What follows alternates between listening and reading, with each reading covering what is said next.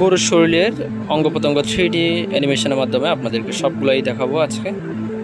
যারা শুরু থেকে দেখতেছেন তারা অবশ্যই আমার ভিডিওটি কন্টিনিউ করবেন, অনেক কিছু জানতে পারবেন।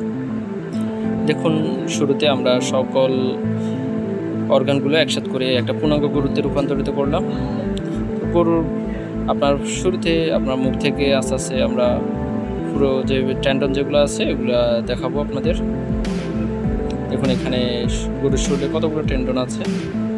আস্তে আস্তে আমরা যখন মাসকুলারগুলো সরাই তখন দেখবেন যে গরুর হাড় এবং কি নার্ভ ভেসেল, এখানে দেখবেন যে ব্রোন, মাথার যে ব্রোন যেটা আছে চোখের পাশে, এখানে অনেকগুলা অঙ্গ প্রত্যঙ্গ একসাথে আপনার জড়িয়ে আছে। তা আমরা যদি স্কেলেশন যদি দেখাই, গরুর হাড় যদি দেখাই, এখানে দেখুন যে স্পেকুলা, দুইটা রিবস, সবগুলা আপনারা আস্তে আস্তে দিতে পারবেন।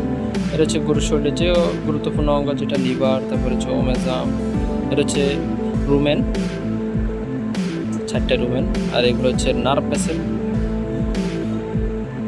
এগুলো হচ্ছে শরীরের মধ্যে যতগুলো রক্ত চলাচল শিরা আছে এগুলা সবগুলা। দেখুন আপনার প্রত্যেকটা শিরা কি এমনভাবে আপনি জড়িত। এটি হচ্ছে আড়া, দেখুন মাশাআল্লাহ দিলে।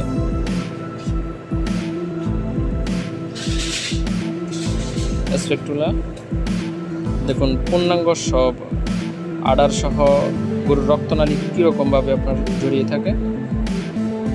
এটা একটা পূর্ণাঙ্গ আপনার ফ্রিজিয়ান গাভী।